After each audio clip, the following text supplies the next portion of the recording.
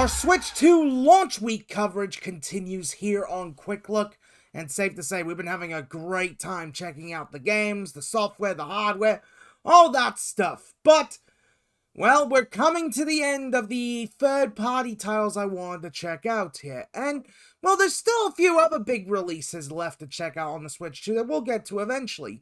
Games like Split Fiction and, well, Fast Fusion and Welcome Tour, and all these different games out there that make great use of the hardware.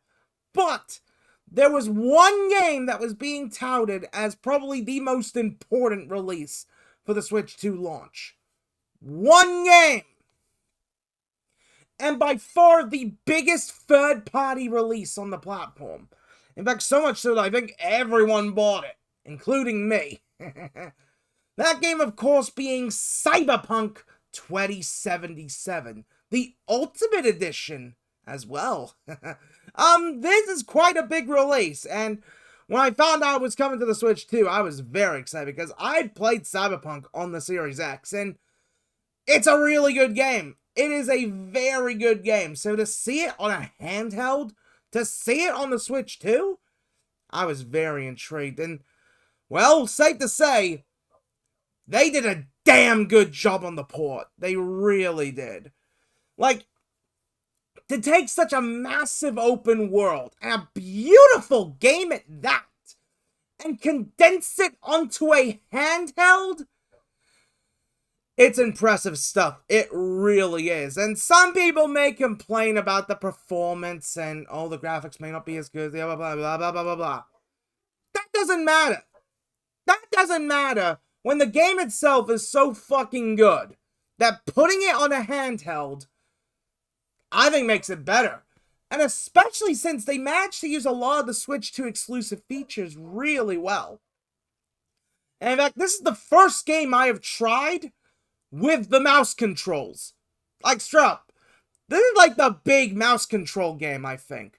Like, yes, Welcome Tour made good use of the mouse controls, but, well, outside of this and Civ 6, well, Civ 7. I don't want to get my Civs confused. But there's not that many games that really support the mouse controls. So, yeah, Cyberpunk's going to be the big one for everyone to test out the mouse controls. And I really like the mouse controls on it. I think Cyberpunk does a really good job using the mouse controls. And I will say, comfortability factor when it comes to the mouse controls, it was fine. Like, I wish it was a little bit larger, but you can plug in actual USB mice, so if you do prefer a more standard style mouse, you can, and third parties are making special grips to allow for that, but just with the Joy-Con on its own, and of course with the special little Joy-Con rail, yeah, I think it feels fine. I think it feels pretty fine. Sure, it gets a little bit uncomfortable, but that's with, like, extended play session sort of thing. But it's still impressive how well the mouse controls actually work. Especially for a game like Cyberpunk, where the shooting, you kinda need the mouse controls to be good on that. So, yeah, fair enough. In terms of the game's performance and graphics and all that, you know you're not here for that kind of thing here on Quick Look. Because that's something I don't really care about. But I do like how you do have the two options, quality and performance. I ran on quality because, well, of course I would. I don't really care about performance. I care about the quality of the game experience. And, well, quality mode looks really fucking good. It looks really fucking good. Like, I'd say it is a graphical showcase for what the Switch 2 hardware is capable of, and good lord, it looks stunning. Like, it looks just like the version you find on PS5 and Series X. Yeah, I'm saying that.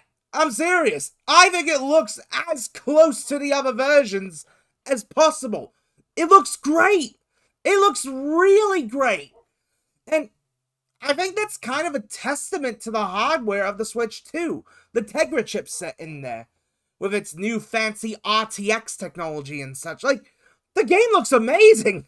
It really does, and it just goes to show that if you put in the time and effort, you can make a great port.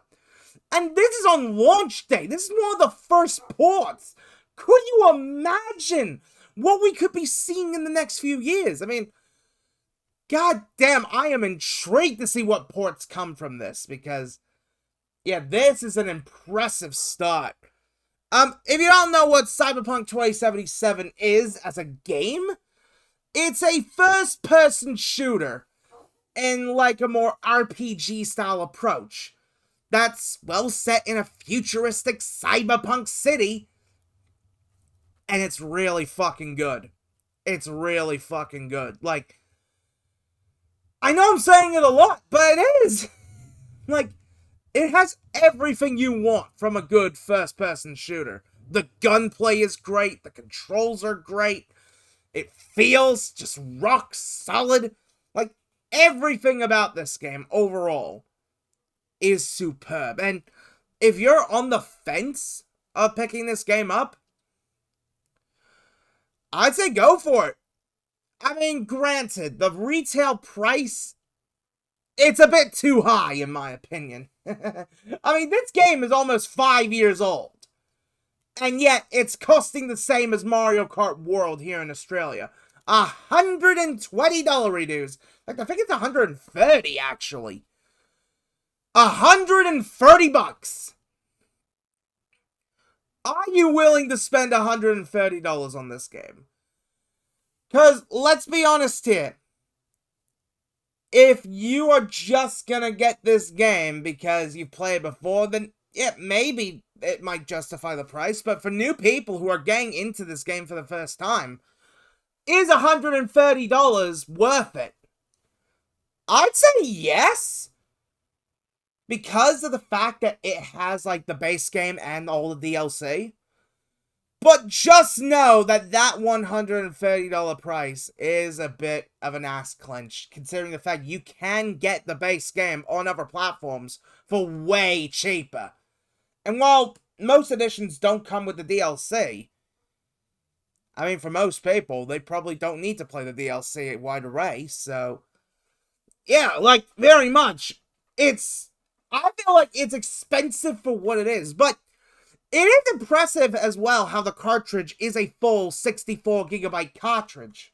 It's not a game key cart, which, again, as I said previously, I have no issues with the game keys. Although I have more of an issue with code and box releases like Split Fiction and the upcoming Pro Skater 3+4. Those releases should be game keys. We don't need any more fucking code and box. Code and box is stupid. Game keys are superior. But I'm glad that CD Projekt Red was able to go ahead and be like, okay, let's fit it all in one cartridge. In fact, they did the same thing with The Witcher 3 on the Switch 1.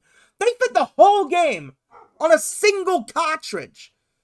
Like, that's pretty impressive. And I know a lot of developers aren't going to bother doing that. And that's their decision. That's what developers will do. Developers will go for what's cheapest for them. But kudos to CD Projekt Red and Bandai Namco for getting that out. Like, you gotta give them kudos for it. Seriously, Bandai Namco knows what the fuck they're doing with this, and yeah, they did a great job on the physical release. They include little stickers and such, so that's pretty nice. But yeah, should you play it? Yeah, you should. You should definitely play it. It is very damn good. Is it worth the money it costs to get the game? I don't know, but if you like the look of the game, if you think it's got value for you, go buy it. Go play it. Simple as that.